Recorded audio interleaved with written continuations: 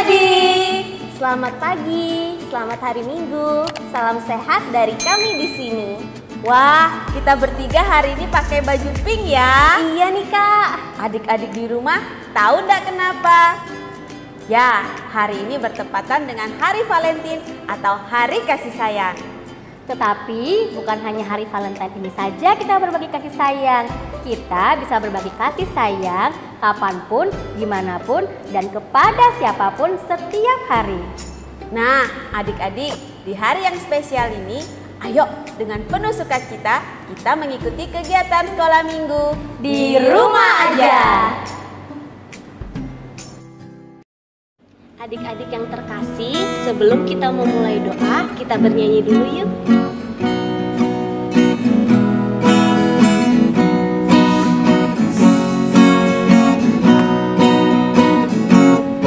Aku lipat tangan dan ku tutup mata dan berdoa kepada Tuhan dan berterima kasih untuk segala berkat yang ku terima setiap hari.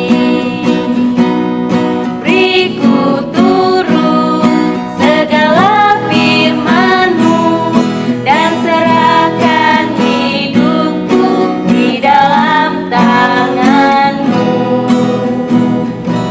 Dalam nama Bapa dan Putra dan Roh Kudus, amin. Tuhan Yesus, terima kasih atas penyertaan-Mu sepanjang malam tadi pada diri kami. Saat ini kami akan memulai sekolah minggu kami. Kiranya kami menjadi anak yang dengar-dengaran dan mau menjalankan firman yang Engkau ajarkan kepada kami. Kami juga berdoa ya Tuhan untuk bangsa dan negara kami beserta para pemimpinnya. Sudilah Engkau melindungi semuanya. Nama-Mu kami puji kini dan sepanjang masa. Amin. Dalam nama Bapa dan Putra dan Roh Kudus. Amin. Wah, adik-adik di rumah luar biasa ya Kak. Iya, Sudah Kak. bernyanyi dan berdoa dengan penuh semangat. Nah, sekarang kita mau memasuki firman Tuhan. Tetapi sebelum kita firman Tuhan, kita mau bernyanyi dulu ya Kak. Jangan lupa setelah itu duduk yang manis dan lipat tangannya.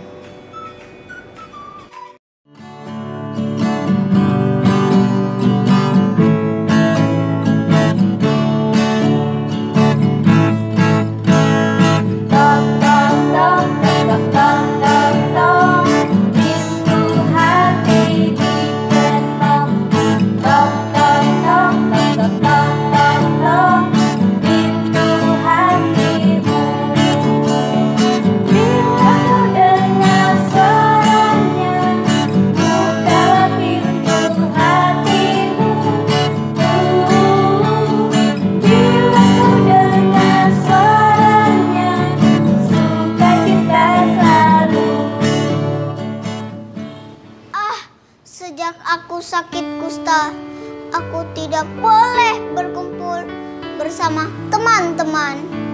Aku harus hidup diasingkan agar teman-teman tidak tertular.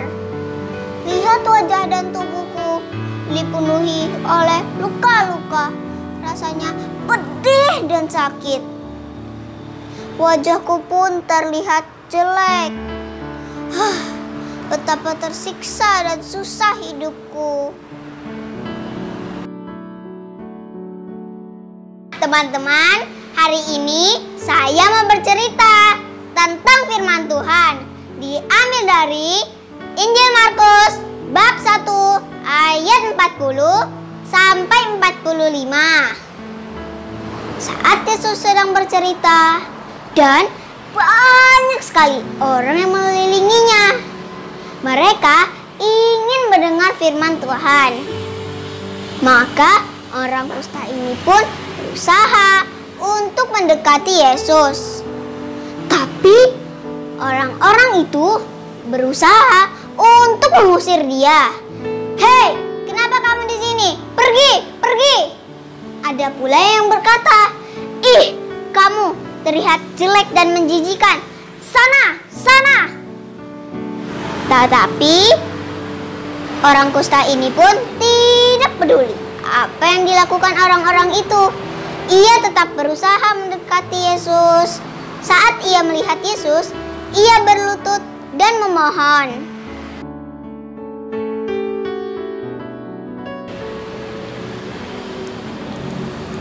Tuhan, kalau Engkau mau, Engkau dapat menyembuhkan aku.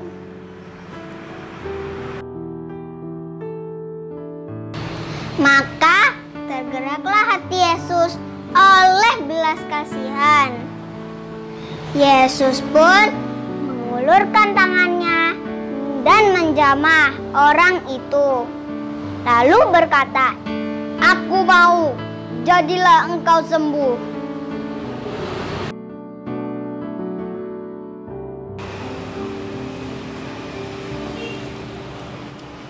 Dan seketika itu sembuhlah orang kusta itu.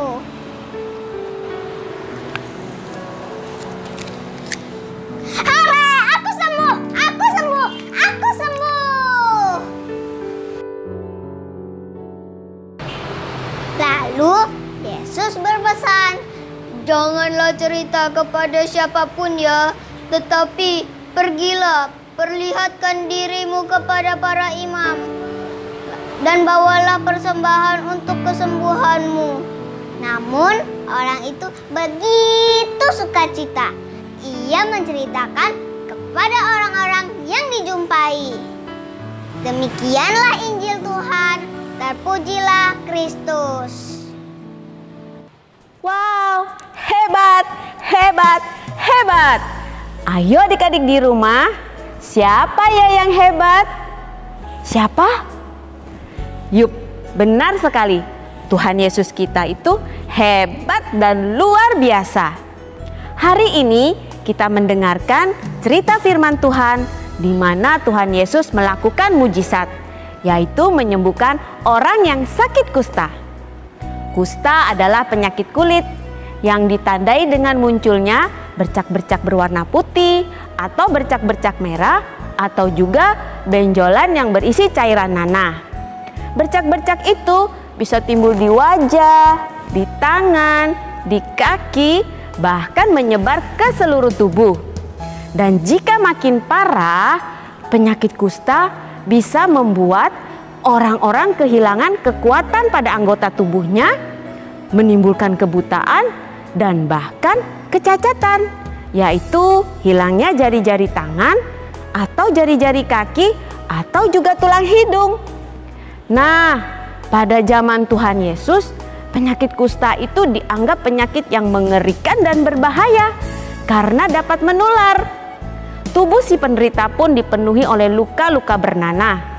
Luka-luka itu sangat sulit disembuhkan.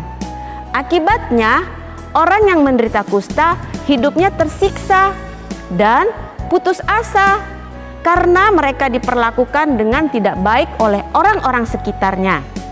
Bahkan mereka dianggap najis. Mereka tidak boleh bergaul dan bersentuhan dengan orang lain. Oleh karena itu, hidup mereka pun diasingkan, dikucilkan, bahkan dibuang.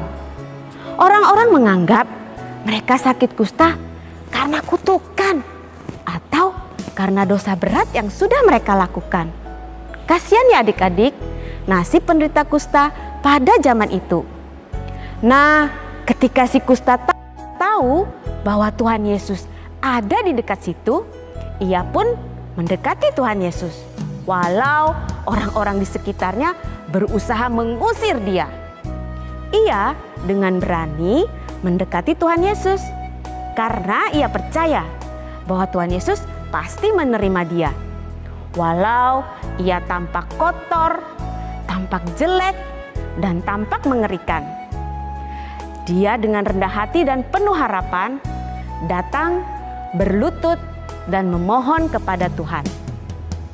Tuhan Yesus dengan penuh belas kasih tidak marah, tidak mengusir dia, bahkan tidak jijik, tetapi dengan tangan terulur menyambut dia, menjamah dia, dan menyembuhkan dia.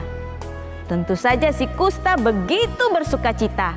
atas kesembuhan yang boleh dia alami. Ia pun membagikan sukacitanya kepada setiap orang yang dijumpainya. Nah, adik-adik, dari firman Tuhan hari ini kita mau belajar. Belajar dari si kusta, jika adik-adik sedang sakit, jika adik-adik sedang sedih, jika adik-adik sedang susah, atau jika adik-adik sedang ketakutan, ayo dengan rendah hati datang, berlutut dan memohon kepada Tuhan Yesus. Percaya dan penuh harap Tuhan pasti akan menolong kita. Dari si kusta kita juga belajar mau berbagi sukacita kepada setiap orang yang kita temui atas kebaikan yang boleh kita terima dari Tuhan. Dari Tuhan Yesus kita mau belajar berbelas kasih, menerima sesama kita apapun keadaan mereka, terutama mereka yang sedang menderita. Semoga iman dan kepercayaan yang ada dalam diri si kusta juga ada dalam diri kita. Amin. Bye adik-adik.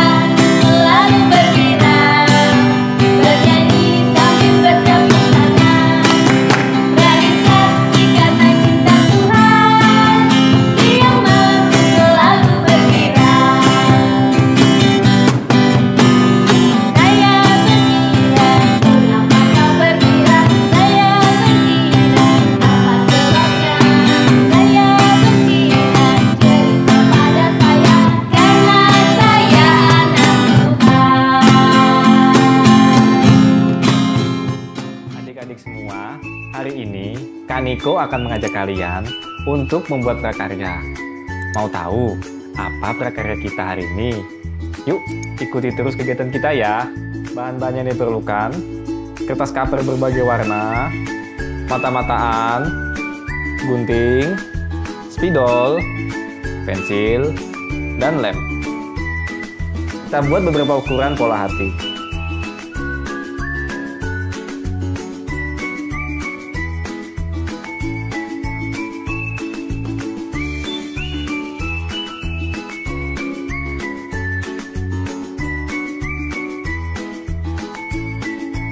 Lalu, pola hati kita gunting.